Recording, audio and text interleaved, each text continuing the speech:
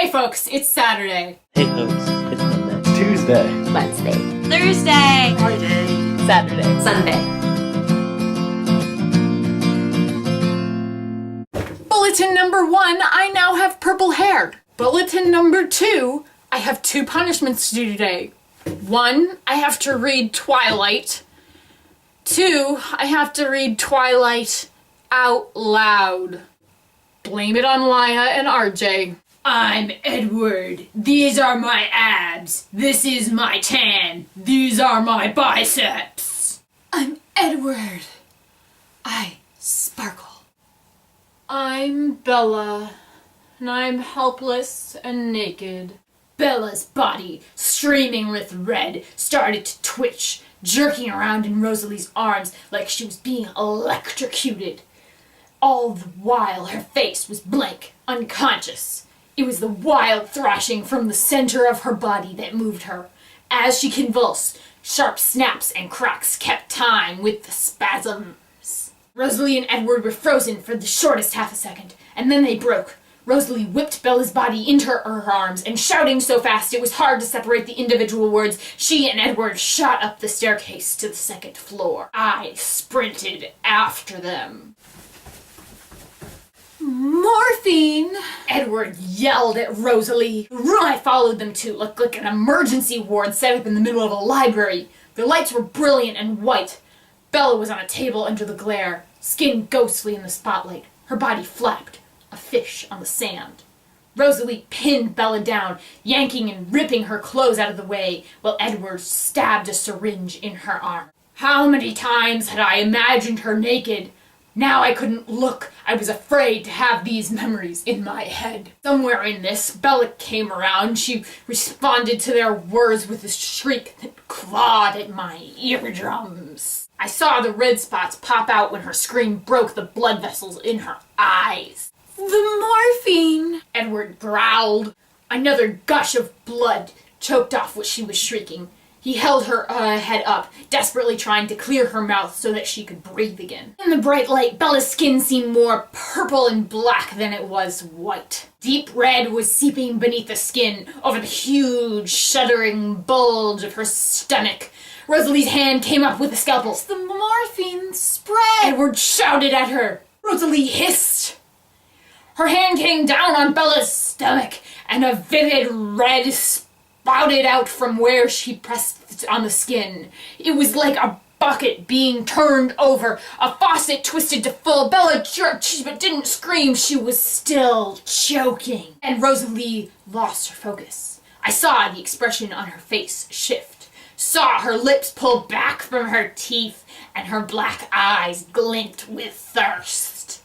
No, Rose! Edward roared, but his hands were trapped, trying to prop Bella upright so she could breathe. I launched myself at Rosalie, jumping over the table without bothering to phase. As I hit her stone body, knocking her toward the floor, I felt the scalpel in her hand stab deep into my left arm. My right palm smashed against her face, locking her jaw and blocking her airways.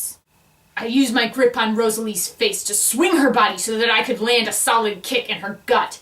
It was like kicking concrete. Then Alice was there, yelling, yanking by her throat to get her into the hall. And I had to give it to Blondie. She didn't put up an ounce of a fight. She wanted us to win. She let me trash her like that to save Bella. Well, to save the thing. I judged his face swiftly, looking for any sign that he was going to react to Rosalie. There was nothing but a single-minded ferocity. I ripped the blade out of my arm. CPR! Edward growled at me, fast and demanding. Yes! Another shattering crack inside her body, the loudest yet, so loud that we both froze in shock, waiting for her answering shriek. Nothing. Her legs, which had been curled up in agony, now went limp, sprawling out in an unnatural way. Her spine! He choked in horror. Get it out of her, I snarled, flinging the scalpel at him. She won't feel anything now! And then I bent over her head, Her mouth looked so clear, so I pressed mine to hers and blew a lungful of air into it. I felt her twitching body expand, so there was nothing blocking her throat. Her lips tasted like blood. I heard the soft, wet sound of the scalpel across her stomach, more blood dripping to the floor.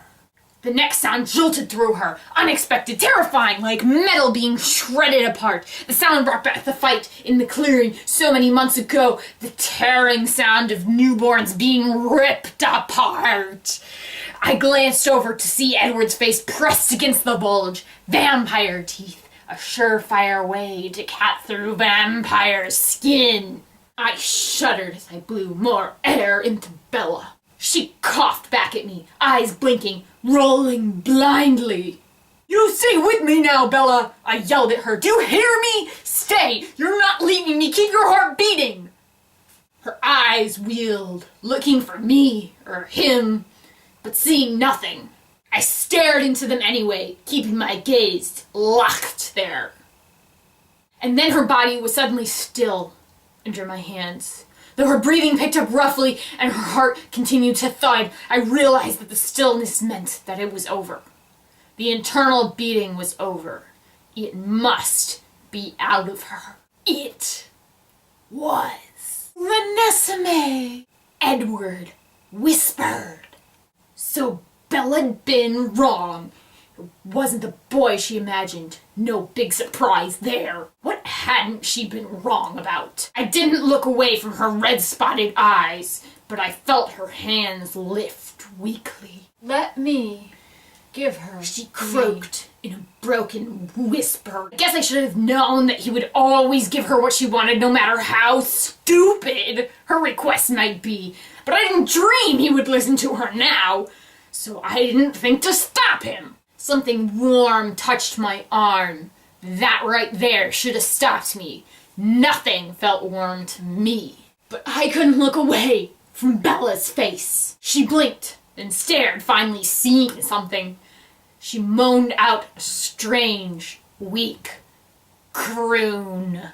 And then she gasped in pain. Guys, I just want to give you a close-up shot of how much glitter I have in my hair and on my back. I just poured it over my head. Some of it landed over here.